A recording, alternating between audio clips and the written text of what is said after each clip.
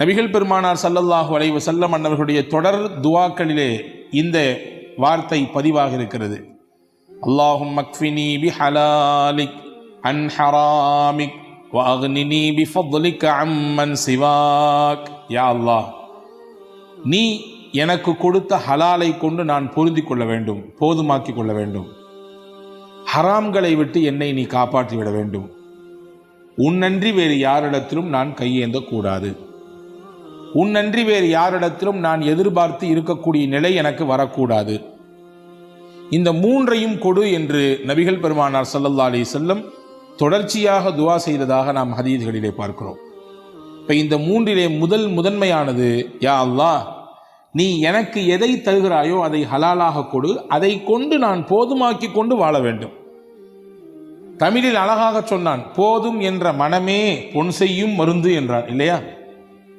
ஆனால் மனித மனம் எனக்கும் உங்களுக்கும் இருக்கிறது, இன்னும் வேண்டும் என்ற ஆசை. ரசூலுல்லாஹ் அதை ரொம்ப அழகாக விவரித்து சொல்வார்கள். மனித மனம் எத்தகையது என்றால், 2 தங்கத்தாலான நீரோடை அவருக்கு அன்பளிப்பாக கொடுக்கப்பட்டாலும் மனித மனம் சொல்லுமாம், 3 ஒன்று கொடுத்துருக்கலாம் சேர்த்து ஒற்றை படையில் 2 கொடுத்து அல்லாஹ் முடிச்சிட்டானேன்னு நினைக்க வைக்கும். இது சராசரி மனிதர்களின் சிந்தனை. இது சராசரி மனிதர்களின் சிந்தனை. எப்பொழுது அந்த எண்ணப்பாடு குறையும் என்றால், மண்ணுதான் அவர்களுடைய எண்ணத்தை முற்றுப்புள்ளி வைக்க வேண்டும் என்று பெருமானார் ஸல்லல்லாஹு அலைஹி வஸல்லம் சொன்னார்கள். மண் என்றால் மண்ணுக்கு போகும் அந்த நாள்தான் அந்த சிந்தனை குறையும் என்று சராசரி மனிதனுடைய நிலைப்பாட்டை ரசூலுல்லாஹ் விளக்கினார்கள். ஆனால் நல்லோர்கள், நபிமார்கள், வலிமார்கள் இந்த சிந்தனைக்கு அப்பாற்பட்டு தன்னுடைய வாழ்க்கையை போதுமாக்கி கொண்டு வாழ்ந்திருக்கிறார்கள். கிடைத்ததை கொண்டு அல்ஹம்துலில்லாஹ் என்று சொல்லி வாழ்ந்திருக்கிறார்கள். பொதுவாகவே மனிதன் இருப்பதை மறந்து இல்லாததை நினைத்தே தன்னுடைய நடப்பு வாழ்க்கையை தொலைத்து கொண்டிருக்கிறான். ஆனால் நபிகள் பெருமானார் ஸல்லல்லாஹு அலைஹி வஸல்லம் நமக்கு கற்றுத்தந்தது, உங்களுக்கு என்ன இருக்கிறதோ அதை பொருந்தி கொண்டு வாழுங்கள். இன்றைக்கு 20 ரூபாய் என்றால் 20 ரூபாய் தான், அல்ஹம்துலில்லாஹ். இன்னைக்கு 20,000 ரூபாய் என்றால் அதையும் ஏற்றுக்கொள்வோம். ஏற்றுக்கொள்ளுகிற பக்குவம் இருக்கிறதே, அது மிகப்பெரியது என்று பெருமானார் ஸல்லல்லாஹு அலைஹி வஸல்லம் கற்றுத்தந்தார்கள். ஹதீஸிலே வருகிறது பாருங்கள். ஹஜ்ரத் ஆயிஷா ரலியல்லாஹு பற்றி உருவத்து பின் ஜுபைர் ரலியல்லாஹு சொல்றாங்க. ஆயிஷா அம்மா ஒரு நாள் எங்கள்கிட்ட பேசிக்கிட்டு இருந்தாங்க. இன்னா குன்னா நந்துரு இலல் ஹிலால் சும்மல் ஹிலால் ஸலாஸத அஹில்லா. 3 மாதம் தலைப்பிறையை நாங்கள் தொடர்ச்சியாக கண்டிருக்கிறோம். வலா வமா ஊகிதத் ஃபீ அபியாத் ரசூலில்லாஹி ஸல்லல்லாஹு அலைஹி வஸல்லம் நார். நபிகள் பெருமானார் ஸல்லல்லாஹு அலைஹி வஸல்லம் வீட்டிலே அடுப்பை மூட்டுவதற்கு நெருப்பு கூட இல்லை. யார் சொல்றா? இந்த அகிலத்தின் அருள் கொடை அன்னலம் பெருமானார் ஸல்லல்லாஹு அலைஹி வஸல்லம் உடைய துணைவியார் அன்னை ஆயிஷா அம்மா சொல்றாங்க. 3 மாசம் தொடர்ச்சியா தலைப்புறைய பார்த்தோம். ஆனா ரசூலுல்லாஹ்வுடைய வீட்டில் அடுப்பு எரிக்கிறது கூட எண்ணெய் இல்லை. இப்போ பக்கத்தில் இருந்த உருவத்து பின் ஜுபைர் ரலியல்லாஹு கேட்டாங்களா, யா ஹாலாமா தஆமுக்கும், அந்த காலகட்டத்தில் உங்களுக்கு எப்படி உணவு? வீட்டில் அடுப்பே இல்லைன்னா எங்கிட்டு உணவு இருக்கும்? நீங்கள் எதை சாப்பிட்டு நீங்கள் உங்களுடைய அந்த பசியை போக்கிக் கொண்டீர்கள் என்று கேட்ட பொழுது ஹஜ்ரத் அன்னை ஆயிஷா ரலியல்லாஹு தஆலா அன்ஹா திருப்தியோடு சொன்னாகலாம், அத்தமரு வல் மா, தாகம் எடுத்தால் தண்ணீர், பசி வந்தால் பேரிச்சம்பழம், அவ்வளவுதான். தாகம் எடுத்தால் தண்ணீர், பசி வந்தால் பேரிச்சம்பழம். இதுதான் இந்த காலகட்டத்திற்கான நமக்கான அல்லாஹ்வின் முடிவு என்பதை ஏற்றுக்கொண்டோம். இது கிடைத்ததே, பொருந்தி கொண்டோம். இதுவும் கிடைக்காமல் எத்தனை மக்கள் இருக்கிறார்கள், அதை நினைத்து கொடுத்த அல்லாஹ்விற்கு நன்றி செய்தோம் என்று அன்னை ஆயிஷா ரலியல்லாஹு தஆலா அன்ஹா அவர்கள் சொல்லுவார்கள் என்ற செய்தியை நாம் பார்க்கிறோம்.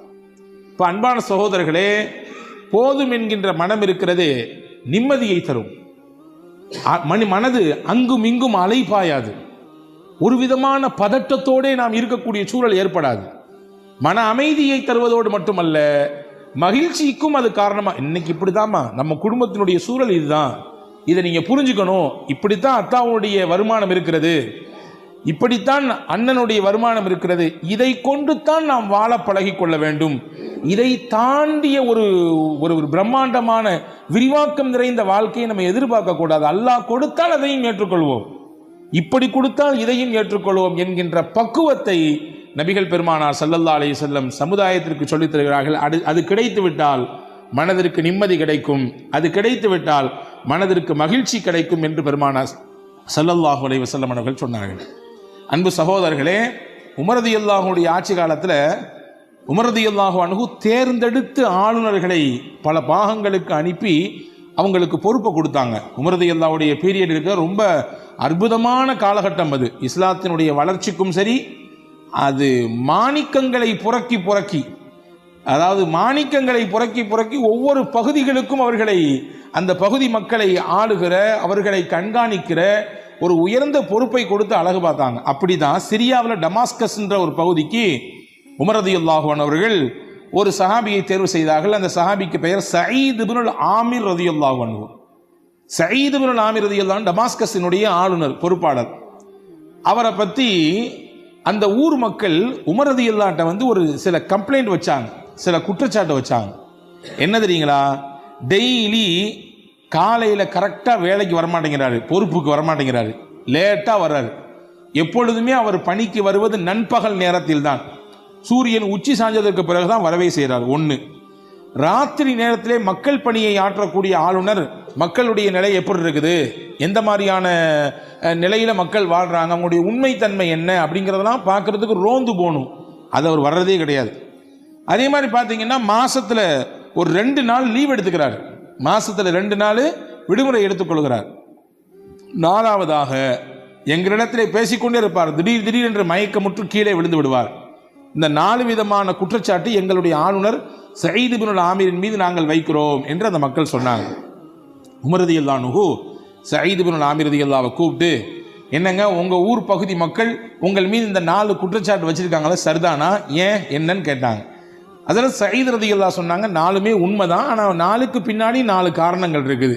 அதை நான் சொல்லக்கூடாதுன்னு நினைக்கிறேன். ஆனால் எப்போ பொது வழிக்கு பேச்சு வந்துடுச்சோ, பேச்சு வராத வரைக்கும் அதை பற்றி பேச தேவையில்லை. எப்போ பொது வழிக்கு பேசுபொருளாக ஒரு செய்தி வந்து விட்டதோ அதை தெளிவுபடுத்த வேண்டிய பொறுப்பும் கடமையும் எனக்கு இருக்கிறது.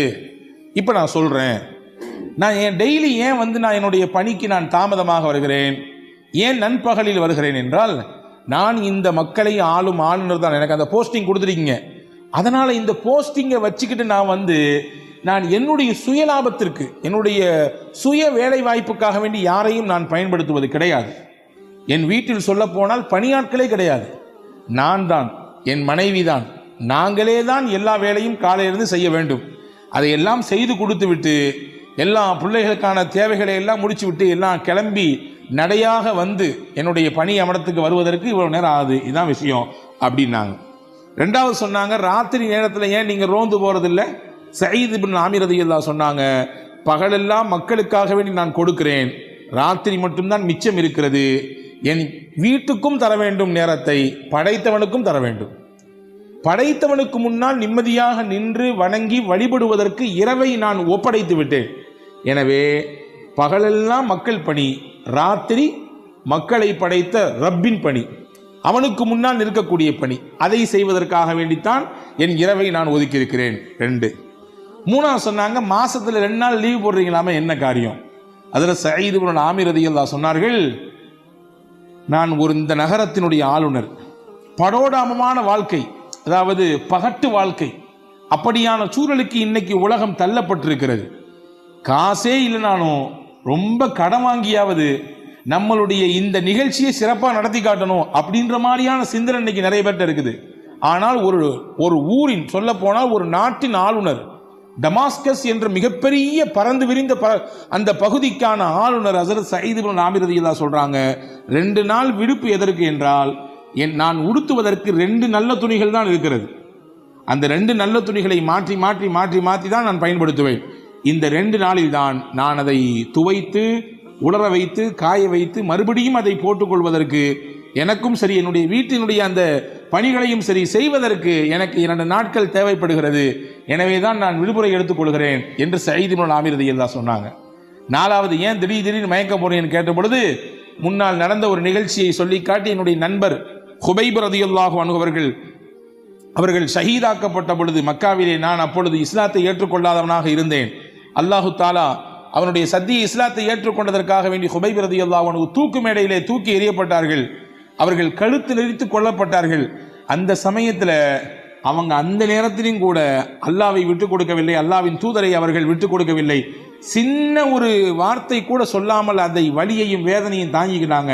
அதை நினைச்சு பார்ப்பேன், நாமும் அந்த கூட்டத்தில் ஒரு ஆளா நின்னமே, நம்மளால ஹுபைபுக்கு எந்த ஒரு நன்மையும் செய்ய முடியலையே என்று நினைக்கும் போதெல்லாம் எனக்கு மயக்கம் வந்துடும், என்னை அறியாமல் நான் மயங்கி கீழே விழுந்துருவேன் என்று சயீத் இப்னு ஆமிர் ரலியல்லாஹு அன்ஹு 4க்கும் 4 விளக்கத்தை சொன்னவுடன் ஹஜ்ரத் உமர் ரலியல்லாஹு அன்ஹு கண்ணீரோடு ஹஜ்ரத் சயீத் இப்னு ஆமிர் ரலியல்லாஹுவை கட்டிப்பிடித்து, இப்படிப்பட்ட மகத்தான மனிதர்களால் தான் பூமி இயங்கிக் கொண்டிருக்கிறது, எவ்வளவு அதிகாரம் இருந்து எவ்வளவு பெரிய பொறுப்பில் இருந்த பொழுதும் கூட ரொம்ப அதை பயன்படுத்தி தன்னை வளர்த்து கொள்ள வேண்டும் என்ற சிந்தனை மிக்கவர்கள் அதிகம் இருக்கிற இந்த காலகட்டத்தில் அவ்வளோ பெரிய போஸ்டிங்கில் உட்கார்ந்திருக்கும் பொழுது கூட எளிமையாக தனக்கு என்ன இருக்கிறதோ அதை கொண்டு மக்கள் பணியை எவ்வாறு சிறப்பாக செய்வது என்பதன் மீது திட்டமிட்டாரே, இப்படியான உங்களை போன்ற மனிதர்களால் தான் பூமி இயங்கிக் கொண்டிருக்கிறது, வானம் இடிந்து கீழே விழுந்து விடாமல் தடுக்கப்பட்டிருக்கிறது என்ற ஹஜ்ரத் உமர் ரலியல்லாஹு அன்ஹு சயீத் இப்னு ஆமிர் ரலியல்லாஹுவை பாராட்டினார்கள் என்பதாக நாம் பார்க்கிறோம். ஆக மன நிம்மதியையும் மகிழ்ச்சியையும் நிறைவாக நம் வாழ்க்கையில் நாம் பெற வேண்டும் என்றால் நம்மிடத்தில் இருக்க வேண்டிய முதல் அம்சம் எது இருக்கிறதோ அதை கொண்டு போதுமாக்கி கொண்டு வாழக்கூடிய அந்த பக்குவத்தை பெற்றுக்கொள்ள வேண்டும். அதை பெறுவதற்கு முக்கியமான வழி என்னவென்றால் ரசூலுல்லாஹ் சொல்லிக் கொடுத்த அந்த துவா, அல்லாஹும்ம அக்ஃபினி பிஹலாலிக் அன் ஹராமிக் வஅக்னினி பிஃபத்லிக அம்மன் சிவாக். இந்த துவாவை நாம் திரும்ப திரும்ப ஓதுகிற பொழுது அந்த போதும் என்கின்ற மனதை அல்லாஹ் நமக்கு நிறைவாக தருகிறான். 1. 2வது, மன நிம்மதியையும் மகிழ்ச்சியையும் பெறுவதற்கு 2வது வழி தமிழில் சொல்லுவோம் அல்லவா, மறப்போம் மன்னிப்போம். ஆனா எனக்கு மன்னிப்பு இந்த லாங்குவேஜிலே பிடிக்காத வார்த்தை அப்படின்னு நிறைய பேர் பேசிட்டு இருக்கிறான். அதுவெல்லாம் தப்பு. உலகத்திலே வலிமையான மனிதர்கள் யார்? யார் வலிமையான மனிதர்கள்?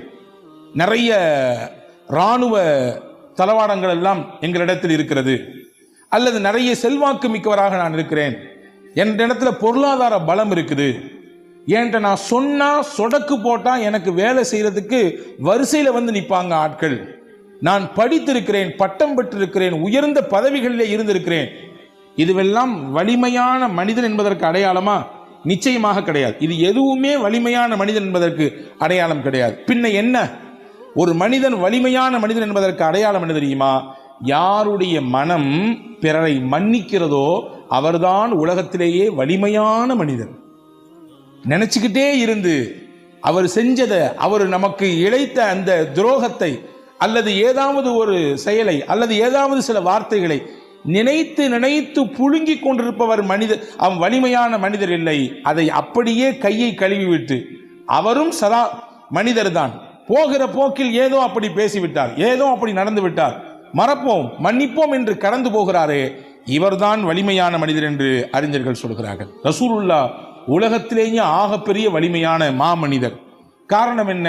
நபியினுடைய அதாவது ரசூலுல்லாஹ்வுடைய தகப்பனாரோடு பிறந்தவர் ஹம்சா ரலியல்லாஹு அன்ஹு. நமக்கு தெரியும், ஹம்சா ரலியல்லாஹு அன்ஹு ரசூலுல்லாஹ்வுக்கு அப்பா கூட பிறந்தவர். ஒரு சொந்தம். இன்னொரு சொந்தம் என்னன்னா, ரசூலுல்லாஹ்வும் ஹம்சா ரலியல்லாஹும் பால்குடி சகோதரர்கள், ஒரே பெண்ணிடத்துல பால் குடிச்சிருக்காங்க. அப்ப பால்குடி சகோதரர் என்ற உறவு, தான் அத்தா கூட பிறந்தவங்க என்ற 2 உறவு. ரொம்ப போல்டான ஆளு ஹஜ்ரத் ஹம்சா ரலியல்லாஹு. இந்த ஹம்சா ரலியல்லாஹு தான் பத்ரிலே முக்கியமாக எதிர்த்தரப்பிலே இருந்த பெரும் 2 எதிரிகளை வீழ்த்துவதற்கு காரணமாக இருந்தார். அந்த 2 எதிரி யாரு? உத்பத் இப்னு ரபீஆ, வலீத் இப்னு உத்பா. உத்பத் இப்னு ரபீஆ என்பவர் ஒருவர், வலீத் இப்னு உத்பா இவர் அவருடைய மகன், உத்பாவுடைய மகன். இந்த 2 பேரும் வீழ்வதற்கு யார் காரணம்னா ஹம்சா ரலியல்லாஹு காரணம். இந்த 2 பேருக்கும் சொந்தக்கார பெண்மணி ஒரு பெண் இருந்தாங்க, வரலாற்றில் வருகிறது ஹிந்தா. அந்த பெண்ணுக்கு பேர் ஹிந்தா. யாரு? இந்த உத்பாவினுடைய மகள், இறந்து போன வலீதினுடைய சகோதரி. அப்போ தன்னுடைய தந்தையையும் தான் கூட பிறந்த சகோதரனையும் கொல்வதற்கு காரணமாக இருந்த ஹம்சாவை தீர்த்து கட்ட வேண்டும் என்ற வெறியோடு ஹிந்தா இருந்தார். எந்த அளவுக்கு வெறி என்றால் வரலாற்றில் எழுதுகிறார்கள், அந்த ஹம்சாவை கொல்லும் வரை நான் தலைவாரி கொள்ள மாட்டேன், என் கணவனோடு படுக்கையை பகிர்ந்து கொள்ள மாட்டேன் என்று வைராக்கியத்தோடு தீராத வெறியோடு இருந்தாள். வாய்ப்பு கிடைத்தது, சந்தர்ப்பம் கிடைத்தது. அடுத்த வருடம் உஹது யுத்தம். ஹம்சா ரலியல்லாஹு அவர்களை கொல்வதற்கு ஒரு ஆளை நியமிக்கிறார் இந்த ஹிந்தா. யார் அந்த ஆள்? அவர்தான் வஹ்ஷி. வஹ்ஷி என்ற அடிமையை நான் உனக்கு உரிமை தருகிறேன், நீ அடிமையிலிருந்து வெளியாயிரலாம். நீ எனக்கு செய்ய வேண்டிய விஷயம் ஒன்னே ஒண்ணுதான், ஹம்சாவை போட்டு தள்ளணும். நீ உனக்கு அடிமையிலிருந்து வெளியாயிரலாம் ஒண்ணு. இன்னொன்னு, நீ எதிர்பார்க்காத செல்வத்தை உனக்கு தருவேன். உன் வாழ்க்கையிலே பார்க்க முடியாது, வாழ்நாள் முழுக்க சம்பாதிச்சாலும் உன்னையால் அவ்வளோகான சேர்க்க முடியாது, அவ்வளவு செல்வத்தை உனக்கு தருவேன். 2 தர்றேன், எனக்கு வேண்டும், ஹம்சாவை கொல்லணும். வஹ்ஷிக்கு காசு கிடைக்குதோ பொருள் கிடைக்குதோ அது பெருசாவே தெரியல அவருக்கு. அவர் அடிமை. அந்த அடிமை என்ற இடத்திலிருந்து வெளியாகி எல்லாரையும் மாதிரி சுதந்திரமா இருக்கணும் அப்படின்னு ஆசைப்பட்டார். இந்த வார்த்தை அவருக்கு பெரிய ஆறுதலா இருந்துச்சு. கடைசியில இந்த வஹ்ஷி தான் ஹம்சா ரலியல்லாஹு கொன்றார். நீங்கள் ஹம்சா ரலியல்லாஹு வரலாற்றை எல்லாம் வாசிக்க வேண்டும். அதாவது இஸ்லாமியர்களாகிய நாம், நமக்கு இருக்கக்கூடிய அந்த வீர வரலாறு, நமக்கு இருக்கக்கூடிய ஆறுதல் தரக்கூடிய வரலாறு எவ்வளவு நமக்கு புண்பட்ட இதயத்திற்கு மருந்து போடுகிறது தெரியுமா? உலகத்தில் முஸ்லிம்களுக்கு இருப்பதை போன்று உண்டான மகத்தான வரலாறு வேற எந்த சமுதாயத்தும் கிடையாது. எல்லாத்துக்குமே நமக்கு ஒரு முன்மாதிரி இருக்குது. அதிலிருந்து எடுத்து நம்முடைய வாழ்க்கைக்கான பாடத்தை, நம்முடைய கஷ்டத்திற்கான தீர்வை அங்கிருந்தே பெற்றுக்கொள்ளலாம். ஹம்சா ரலியல்லாஹு கொல்லப்பட்டார்கள். எந்த அளவுக்கு என்றால் அவர்களுடைய வயிறு கிழிக்கப்பட்டது, அவருடைய ஈரக்குலைகள் எடுத்து கடித்து மென்று ஹிந்தா துப்பி எறிந்தாள். அந்த அளவுக்கு வெறி. தான் தகப்பனாரையும் சகோதரனையும் கொன்ன ஹம்சா ரலியல்லாஹு பழிதீர்த்து கொண்டாள் ஹிந்தா. இது முந்திய வரலாறு. அப்படி பேக்ல வாங்க, ஒரு 10 வருஷத்துக்கு பின்னாடி, 10 வருஷம் கூட கிடையாது, ஒரு 6 வருஷத்துக்கு பின்னாடி அந்த அம்மாவுக்கு மனமாற்றம் ஏற்படுது. ரசூலுல்லாவுக்கு பெரிய வழி. ஹம்சாவினுடைய அந்த இறப்பை பார்த்து, அவருடைய உடல் சிதைந்து கிடக்கக்கூடிய அந்த காட்சியை பார்த்து ரசூலுல்லாவை ஒரு கட்டம் ஆடி போய் விட்டார்கள், கண் கலங்கி விட்டார்கள். இப்படியான ஒரு வெறி செயல், என்ன ஒரு குரூர சிந்தனை, கொடூர சிந்தனை இது! இப்படி உடலை சிதைத்து சின்னாபின்னப்படுத்திருக்காங்களே சொல்லி ரசூலுல்லாவே அப்படியே கலங்கி போன தருணம் அது. 6 வருஷம் கழித்து ஹிந்தாவுக்கு மனமாற்றம் ஏற்பட்டது.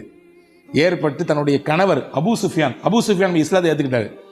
நானும் இஸ்லாத்தை ஏற்றுக்கணும்னு ஆசைப்படுறேன், ஆனால் நீங்கள் என் கூட வாங்க, நீங்கள் தான் முஸ்லீம் ஆகிட்டீங்களா, இப்போ முகமது போய் சந்திப்போம், ரசூலுல்லாவை சந்தித்து நானும் அவங்கள சந்தித்து இஸ்லாத்தை ஏற்றுக்கணும் என்று சொன்ன பொழுது அபூ சுஃபியான் நான் வரமாட்டேன்ட்டார். நீ பண்ண செயல் அவ்வளவு கொடூரமானது, எனக்கே பொறுத்துக்கல.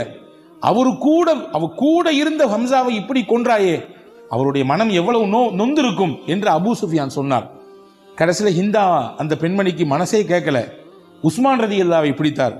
அதே போன்று தன்னுடைய சகோதரர் இன்னொருவர் இருந்தார், அபூ ஹுதைஃபத் இப்னு உத்பா, அவரையும் பிடிச்சார். நீங்க 2 பேர் தான் ரெக்கமெண்ட் பண்ணணும், கூட்டு போங்க, முகமது ஸல்லல்லாஹு அலைஹி வஸல்லம் கூட்டு போங்க. கூட்டு போனார்கள். முகமது நபி ஸல்லல்லாஹு அலைஹி வஸல்லம் கருணையே உருவான ஹாத்தமுன் நபி அவர்கள் அந்த பெண்மணியை ஏற்றுக்கொண்டார்கள். அவர்களிடத்திலே பையத் செய்தார்கள். அவர்கள் செய்த அந்த குற்றங்களை அல்லாஹ் மன்னித்து விடுவான், உங்களுக்காக வேண்டி வல்ல அல்லாஹ்விடத்திலே நான் பிழை பொறுக்க தேடுகிறேன் என்று சொன்னார்கள்.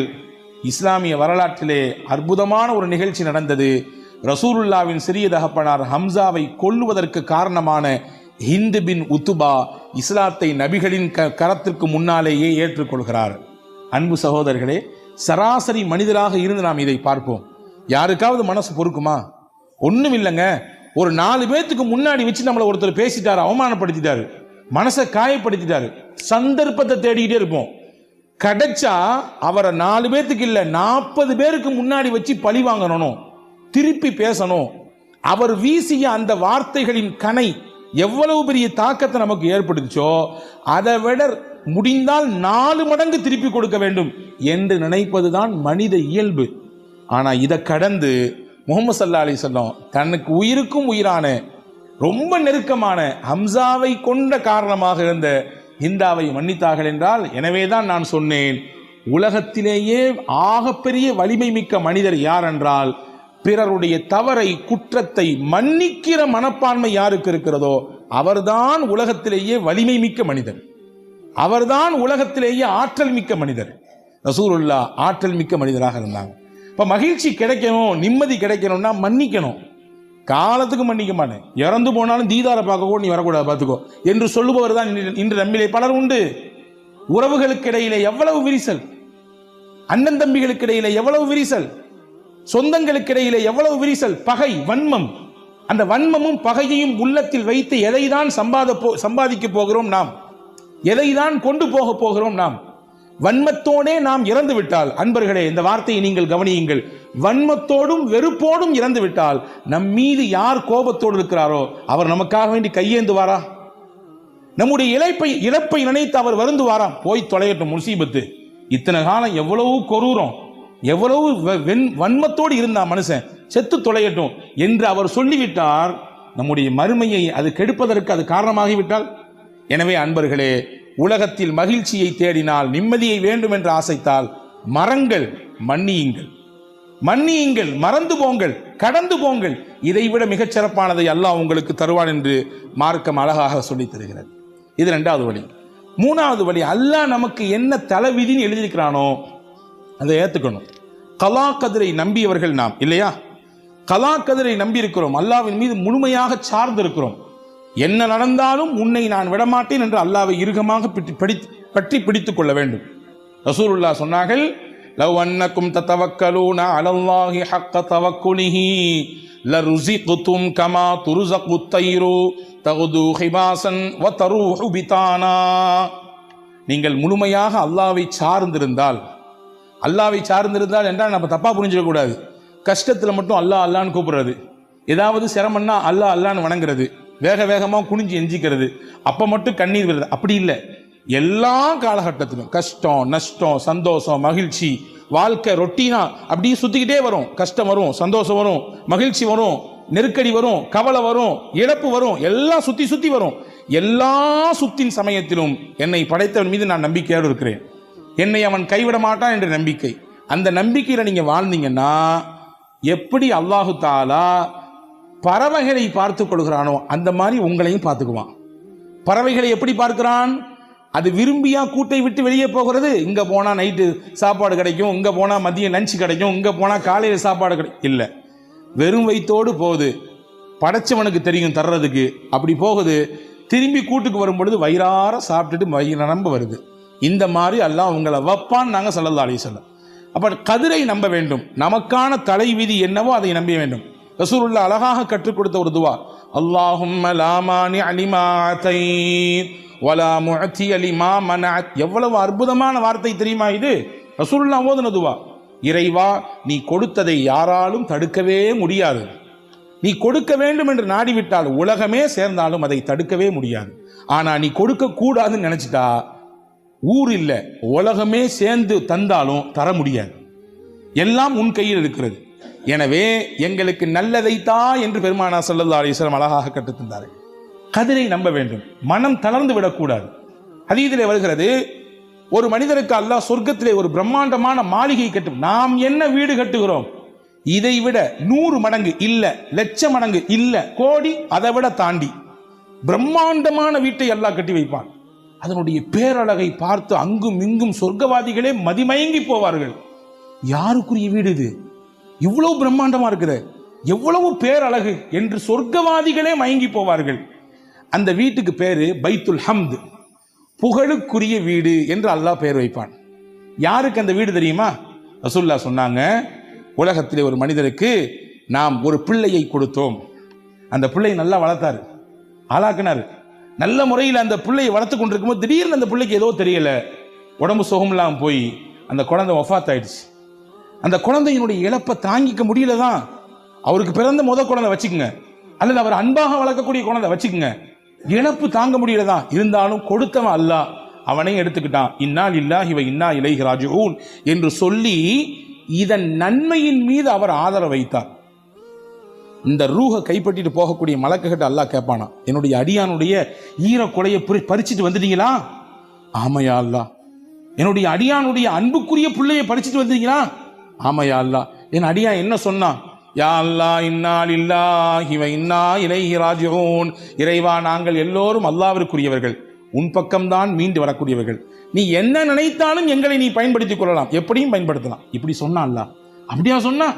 அவ்வளவு சோகத்திலையும் அவ்வளவு இழப்புலையும் அவ்வளவு வழியிலையும் என்னை புகழ்ந்தானா, கெட்டுங்க அவனுக்காண்டி ஒரு வீட்டை பிரம்மாண்டமா கட்டுங்க. அந்த வீட்டுக்கு பேர் வைங்க பைத்துல் ஹம்து, புகழுக்குரிய வீடு. அந்த சோதனையில என்னை புகழ்ந்தானல்ல, என்னை மறக்கலல்ல, அவ்வளவு நெருக்கடியில என்னை புகழ்ந்தானல்ல, அதற்காக வேண்டி அவனுக்கு புகழுக்குரிய வீட்டை கட்டுங்கள் என்று நபிகள் நாயகம் ரசூலுல்லாஹி ஸல்லல்லாஹு அலைஹி வஸல்லம் அல்லாஹ் சொல்வதாக சொன்னாங்க. கதிரை நம்ப வேண்டும். நம்பினால் அல்லாஹ் மகிழ்ச்சியை தருவான், நமக்கான தலைவீதி தான் என்பதை ஏற்றுக்கொள்வோமேயானால் அல்லாஹ் மகிழ்ச்சியை மட்டுமல்ல நிம்மதியையும் கொண்டு வந்து சேர்ப்பான்.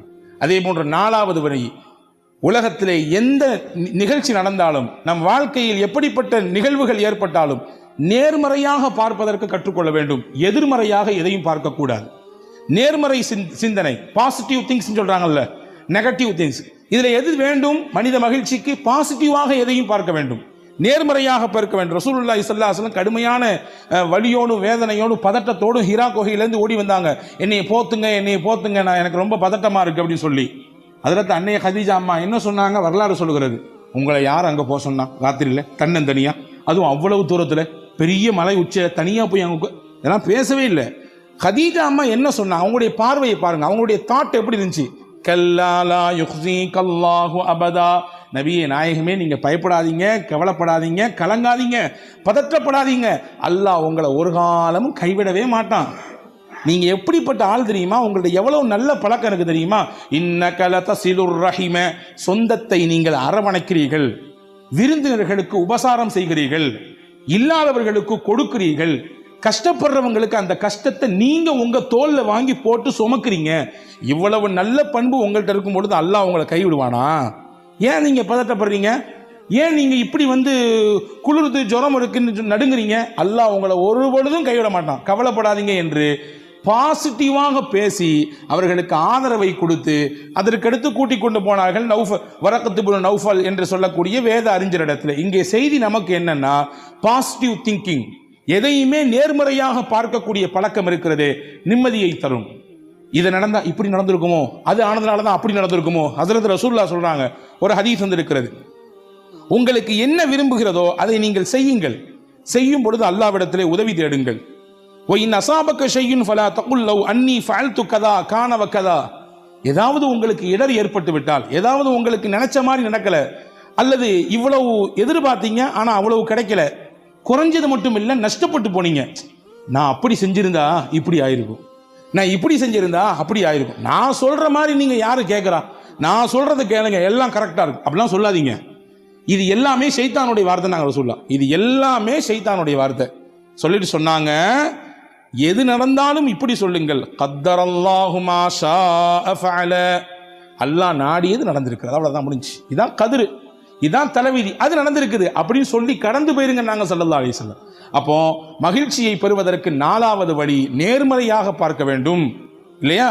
5வது மகிழ்ச்சியோடும் அதே போன்று மன நிம்மதியோடும் வாழ்வதற்கு 5வது முக்கியமான வழி, பிறருக்கு நாம் மகிழ்ச்சியை கொடுப்பதற்கு முக்கியத்துவம் கொடுக்க வேண்டும். நாம எப்படி சந்தோஷமா இருக்கணும்னு ஆசைப்படுறோமோ அந்த மாதிரி பிறரை சந்தோஷப்படுத்துறதுக்கு நம்முடைய வாழ்க்கையில கொஞ்சம் நேரங்களை ஒதுக்கிக்கணும்.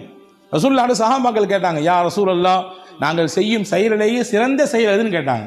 ரசூலுல்லாஹ் சொன்னாங்க, தொழுக, நோன்பு அல்லது தஹஜ்ஜத்து, இதெல்லாம் ஓகே, இதெல்லாம் சிறப்பான செயல் தான், மாற்றுக்கிறதே கிடையாது.